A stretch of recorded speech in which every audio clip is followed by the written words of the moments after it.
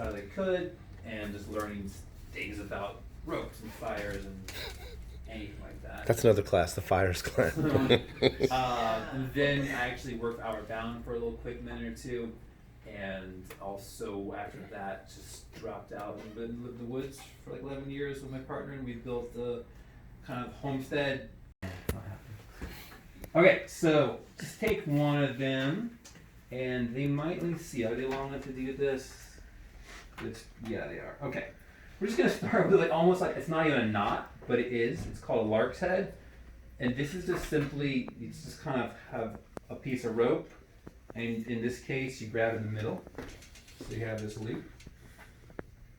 And this is if you want to put a piece of rope around something, you would just kind of lay it over the thing, and then you stick the ends through the loop. And that's it. That's all there is to that knot. But it actually comes in handy sometimes, like if you're in your tent and you just want to hang something from the top, or other. Okay, so just take one of them, and they might, let me see, are they long enough to do this?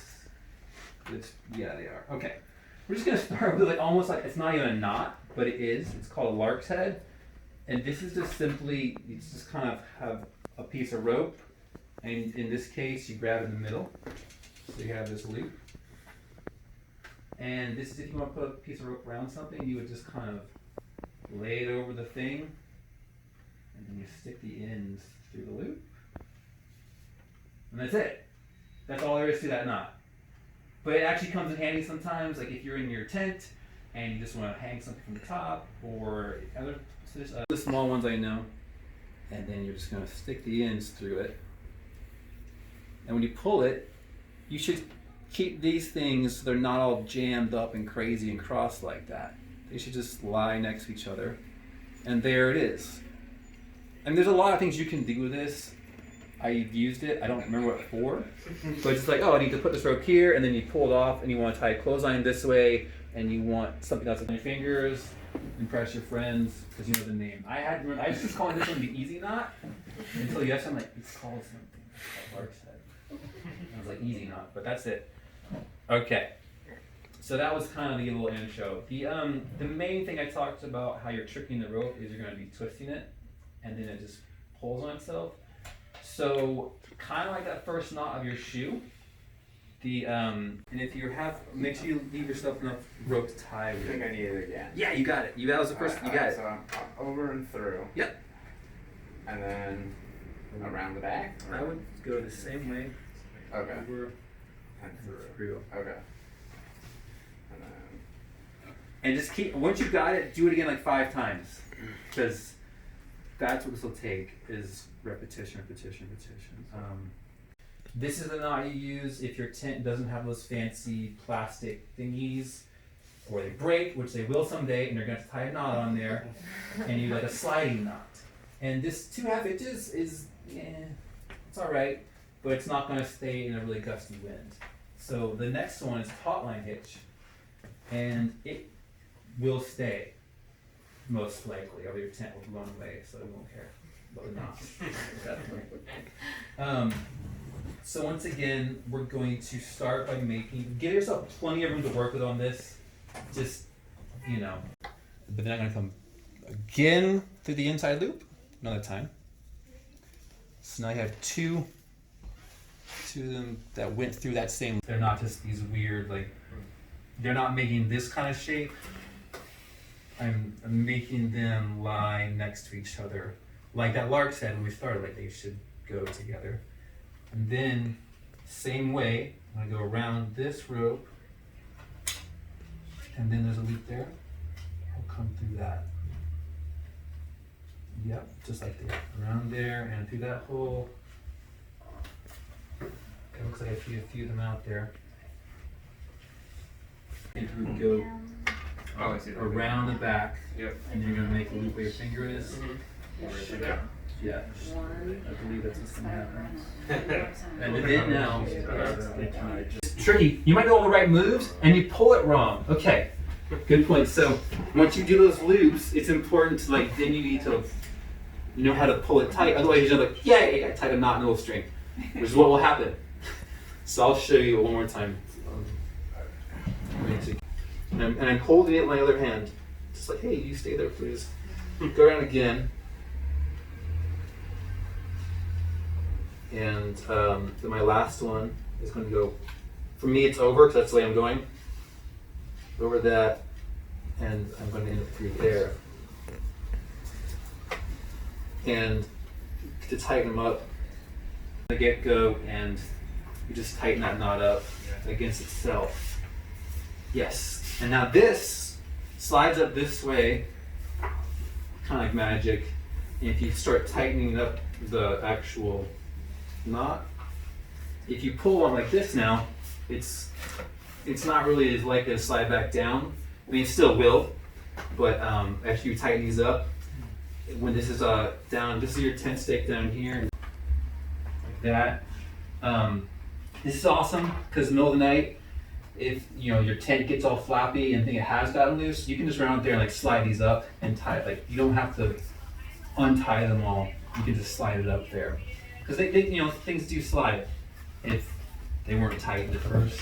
You're tired, it's dark, other things in your mind. If you have the knot, I do have it. I just don't know well enough to yeah, know if anyone else.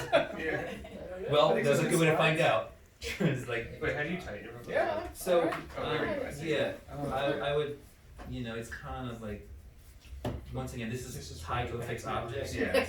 So you're Cub Scout pins and Yeah. tightening that up. If it was fixed, I just need to around the tree. Yeah. Yeah. So when you're pulling like this, that loop is not going to change size. And if you slide the knot, little, not really great. Tall line hitch, impressive. This one you can impress your friends with.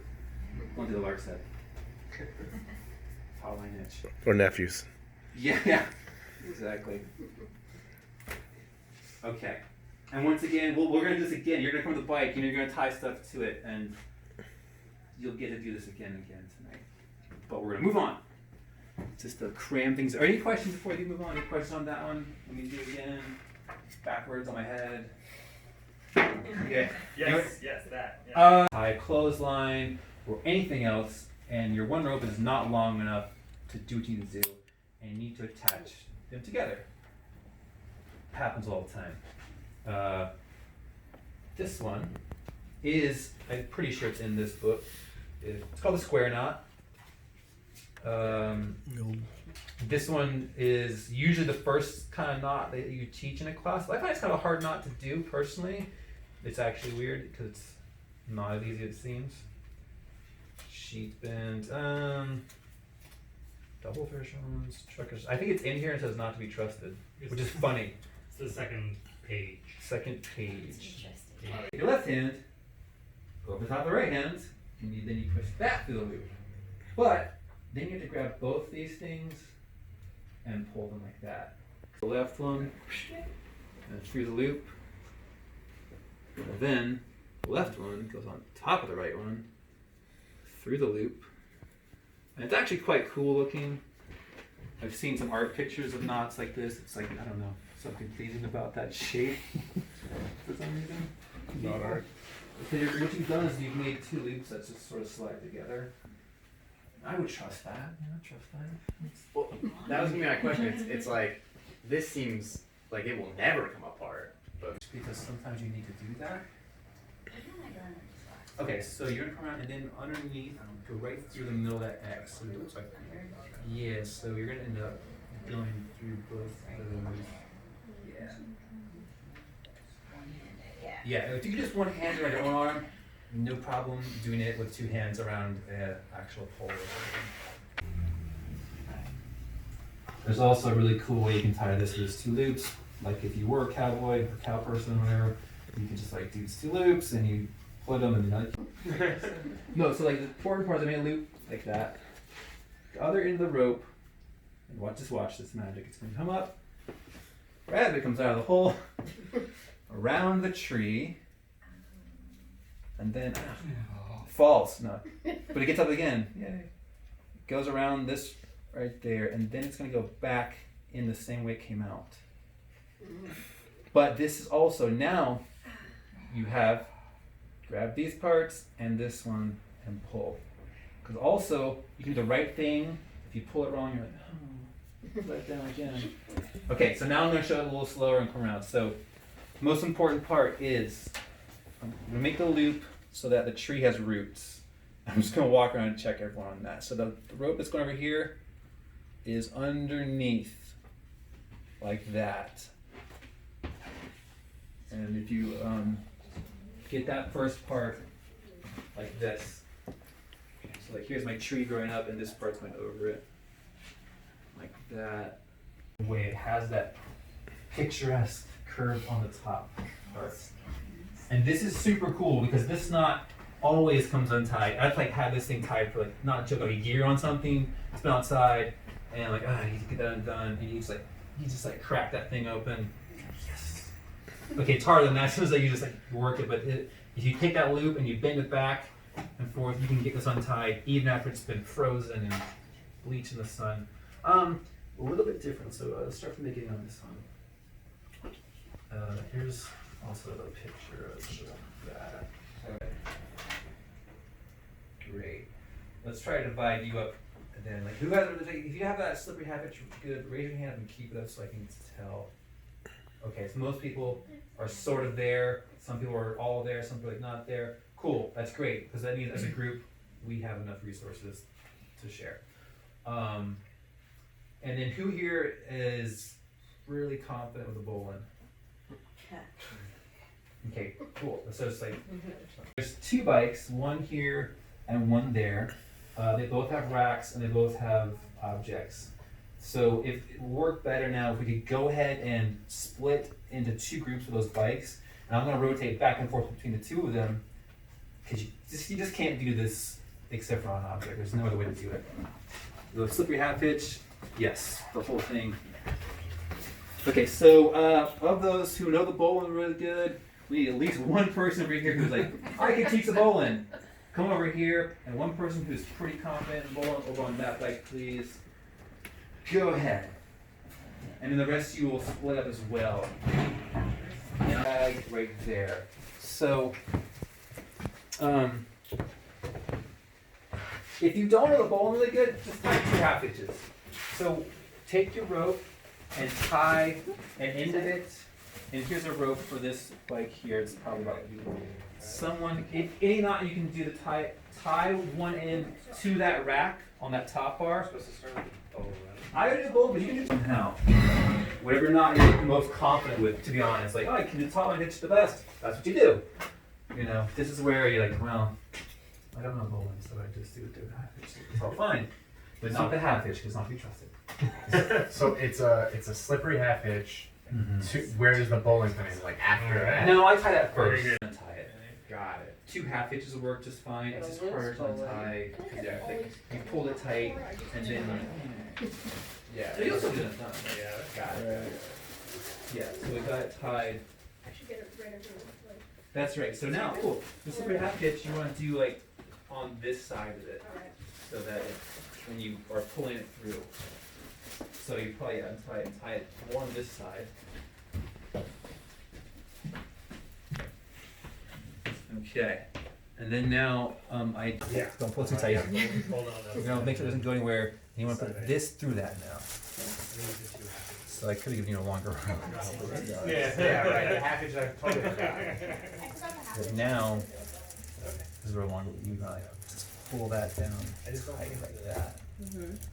And then at the end, which I haven't shown anyone yet, so come around here because this is backwards. It's black on black. So you don't use that. I'll grab. Thank you very much. I'll be back in. Okay. No, just. And once you go ahead and set it up the way that was, and everyone please come around, and you're now working independently. You have to share resources of your knowledge. You have to ask questions, and how did you do that? And so I'm gonna go over and help them too. Alright, he's not gonna show us. I'm coming over here now. But it sounds like you were kind of already figuring things out. It's just like you're trying to figure out how to finish it. Yeah. 2 half hitches. That's a way you could do it. I will show you the way that keeps it really tight. So That would work until we hit a bump and it goes, oh. Back not Alright, cool. the price tag. Yeah. The plastic is really not helping this Yeah. work. No pressure. Although you might have a plastic bag on it if it's raining. Yeah, you can see how you really need to Not practice gonna it do a that. bunch of times to feel confident. There. Yeah. That would be a lot better.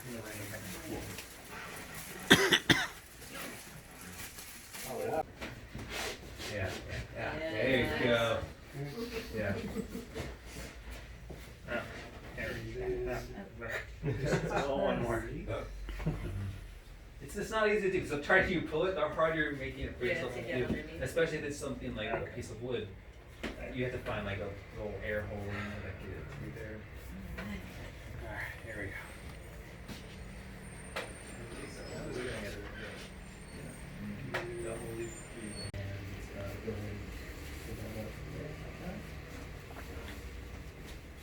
And you're done. I mean, it looks really crazy. There's a lot of things back and forth there. But now is when you could like, hey, I don't want that hanging in my spokes, so you can pull this through longer. And you could do like this all day long if you want to just tie extra rope. You know, so that's the basics of it. Yeah. Like there's pictures of people in like Thailand with chickens in cages in the market. And they have one here, 2, 3, and they stack them out like a inverted pyramid. And they have this whole tie their bikes, furniture, dresser drawers. When do we